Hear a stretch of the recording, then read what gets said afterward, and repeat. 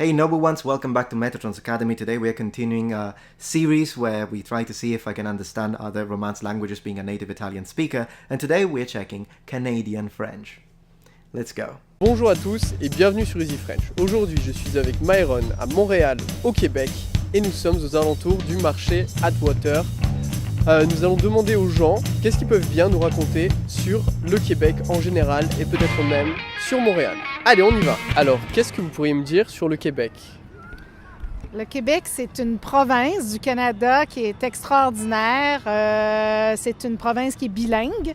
On peut y parler autant le français que l'anglais. Le Québec est principalement plus francophone. Il y a des coins de pays merveilleux. So already I'm feeling there is a big difference in intonation and accent. I'm not fluent enough or proficient, should I say, enough in French to really pinpoint, but I can tell there is a difference in the length of the vowels and the way she goes up. And of course I understood a little bit. So far doesn't seem to be a problem. I seem to be able to understand her as much as I would understand a metropolitan speaker of French in Paris, even though they are different. And she said that, yeah, Quebec is an area that is bilingual and they speak both English and French. I'm not understanding everything, but the things I'm understanding, I think I'm having no problem understanding because of an accent or anything. La ville de Montréal est une très belle ville à découvrir. Il ne faut pas manquer le Vieux-Port. Montréal, c'est une ville qui est quand même très agréable à vivre, à part toutes les réparations des routes dernièrement. Mais ce qui est fantastique, c'est qu'on a quand même l'opportunité de faire beaucoup de sport aussi, pas très loin. À 1 heure de Montréal, on peut faire du ski alpin, du ski de fond, de la raquette. Wow, okay, I'm starting to lose it and I'm starting to not understand much. Of course, she's talking about this city of Montreal, I think she is. I could be completely wrong with the name of the city, I don't know. But yeah, I'm starting to have some problems understanding. The words seem to be connecting with each other in a way that makes it a little difficult for me. Et autant qu'en ville, on peut faire du vélo. Il y a des pistes cyclables qui sont assez agréables et bien développées. Québec, c'est une... Interesting that she said bien développé. So there, I think I can notice the first difference in pronunciation if I'm correct. Please correct me if I'm wrong. In Paris French, I know that they pronounce it more like bien, bien, très bien. But she sounded like bien. So that is a difference that maybe it's not just a characteristic of Canadian French. I think some people pronounce it like that in the south of France, but that is definitely a difference with the way I would expect Parisian accent, which is the accent that I'm a little more used to. Let's see if we continue to see this, because now I'm curious to see how they pronounce the IN, which in Parisian French is more of a un, like Chopin. I'm interested to see if they say like Chopin or something like that. Une ville avec un style beaucoup européen. Ça a été créé et découvert par les Européens. Ils ont aussi gardé la langue que les Français parlaient quand ils ont découvert le Québec. Eux, ils ont changé leur langue avec le temps, mais nous, on a décidé de garder le français d'ancien temps, qui est maintenant appelé le québécois, mais c'est le vrai français du début des temps. I believe he said, now I think this I probably is going to get some backlash here, but did he say that the French that they speak here is closer to how French used to be spoken?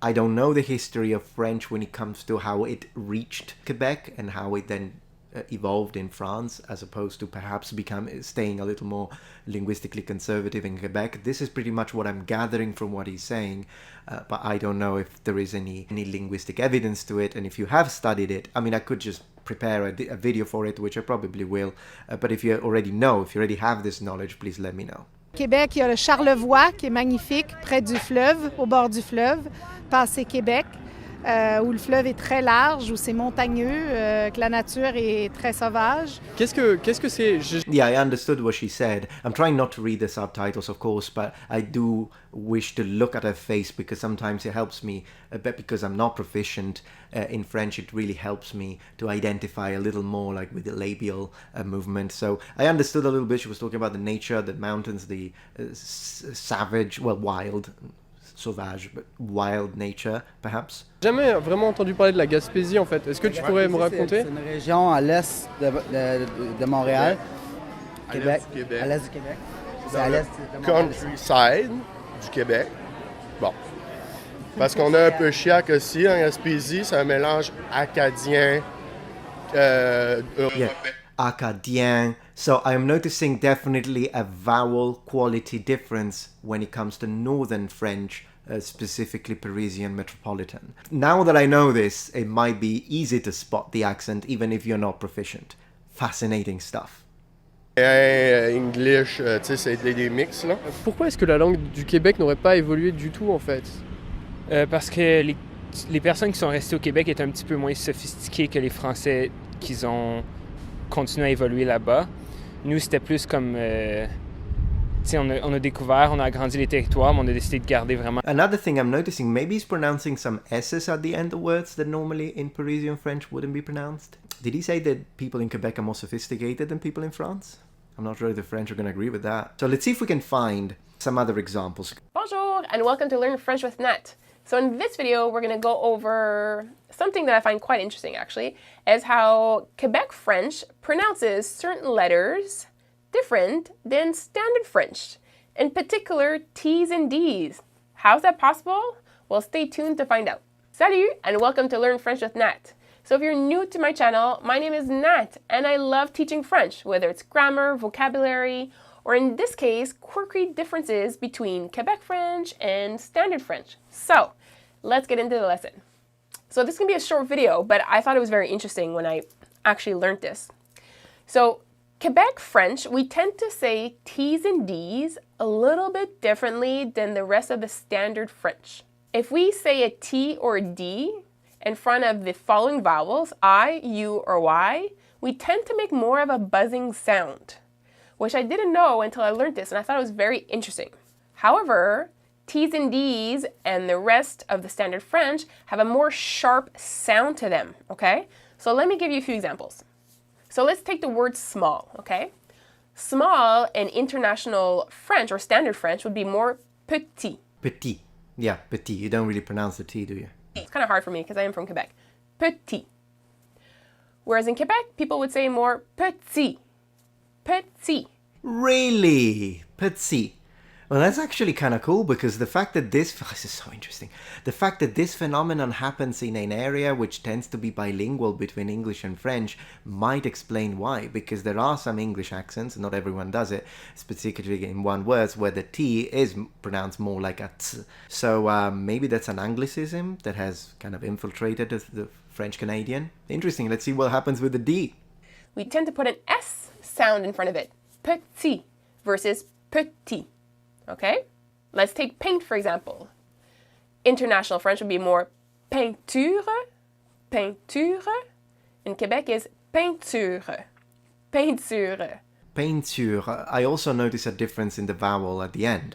This is fascinating. And lastly, if you wanted to say type, International French is type, type. And in Quebec it would be type. Do you hear the difference? It's a little weird. I don't know why we do it, but I've never noticed it until recently, and it's she's really funny. Absolutely true. We do put an S after the T in front of those vowels. So for the D's, for example, if you want to say direct, in International French, we would say direct, direct. And Quebec French would say direct, direct. Really, that actually makes it sound almost German to me.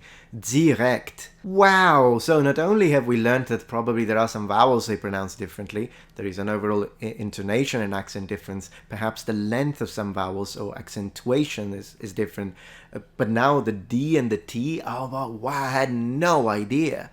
No wonder I couldn't recognize some words. For direction, you would say direction, direction.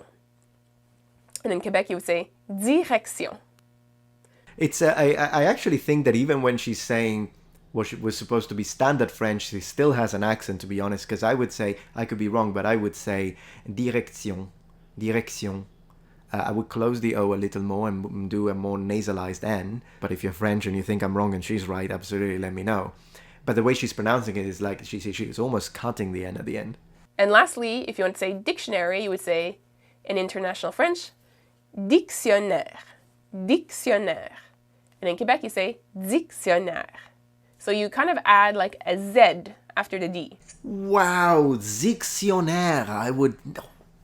Seriously? So I just wanted to share with you because I thought it was a really quirky difference between Canadian French and International French. And you know what? I think I'm going to start working on making my D's and my T's a little bit sharper. Anyways, so that's it for the video today. It's very short. Oh, well, you don't have to. If that's your accent and you like it, who cares? But anyways, so I want to say this was mind-blowing and eye-opening for me, and I absolutely want to dive deeper into this. As I was telling you, I will, once I finish this introductory series where we just see a few differences and try to see if they influence my ability or prevent me from understanding people.